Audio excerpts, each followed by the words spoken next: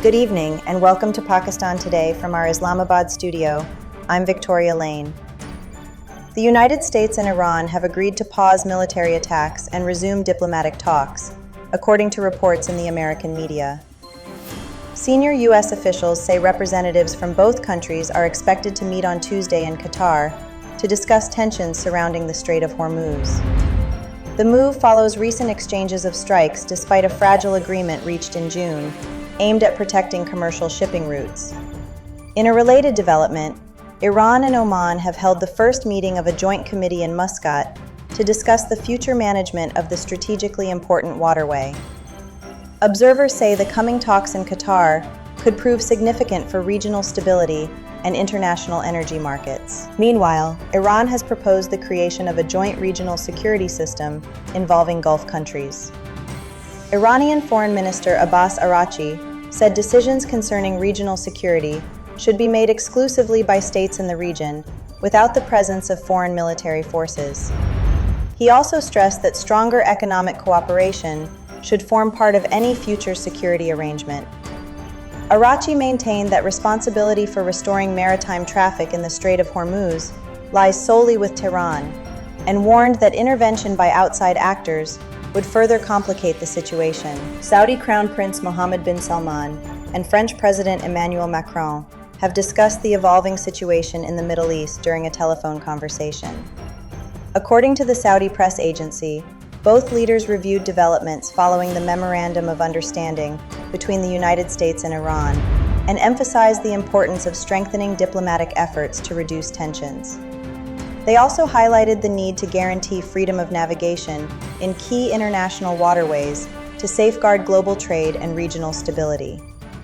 The two leaders reaffirmed their commitment to closer bilateral ties and to advancing peace through dialogue and cooperation. In Bangladesh, fugitive former Prime Minister Sheikh Hasina says she intends to return to the country later this year, despite being sentenced to death in absentia on charges of crimes against humanity. The 78-year-old fled to India in August 2024 after a student-led uprising ended her 15-year rule. Speaking to an Indian broadcaster, Hasina described the verdict against her as illegal, unconstitutional, and politically motivated.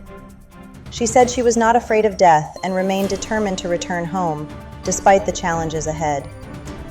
A court in Dhaka handed down the death sentence last November. Prime Minister Shehbaz Sharif has expressed deep sorrow over the deaths of 14 Saudi citizens in a helicopter crash in Ras Tanura.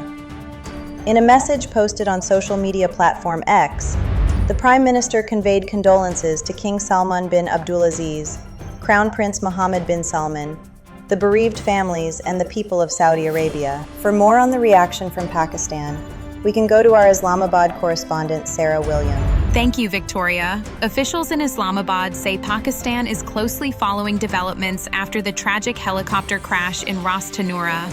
Government representatives have reiterated Pakistan's solidarity with Saudi Arabia during this difficult time.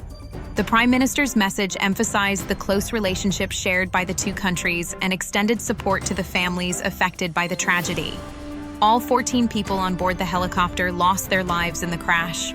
Authorities in Saudi Arabia are continuing investigations into the cause of the accident. Thank you, Sarah William, reporting from Islamabad.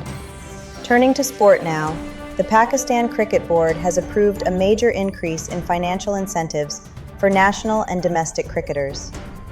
The decisions were taken during the 84th meeting of the PCB Board of Governors, held in Lahore under the chairmanship of Mohsin Naqvi. The board approved a surplus budget for the 2026 to 2027 financial year, along with the budget for Pakistan Super League Season 12, and granted administrative and financial autonomy to the PSL. Domestic cricket funding has been increased by 1 billion rupees to 4 billion rupees, while match fees for national and domestic players have also been significantly raised. The meeting additionally approved a new central contract structure, expanded women's tournaments, infrastructure upgrades, and higher salaries for regional ground staff. And finally, a severe heat wave across Europe has claimed more than 1,300 lives since June 21st, placing mounting pressure on healthcare and transport systems across the continent. In Germany, extreme temperatures have reportedly melted roads and traffic lights, while tram tracks and rail joints have suffered damage. The World Health Organization says hospitals, rescue teams, and emergency services are facing intense strain as emergency calls continue to rise. WHO Director General Tedros Adhanom Ghebreyesus said many European buildings were never designed to cope with such prolonged heat. France has reported nearly 1,000 excess deaths in recent days, while at least 74 people died while swimming during the heat wave. That's all for now. You're watching Pakistan Today. I'm Victoria Lane.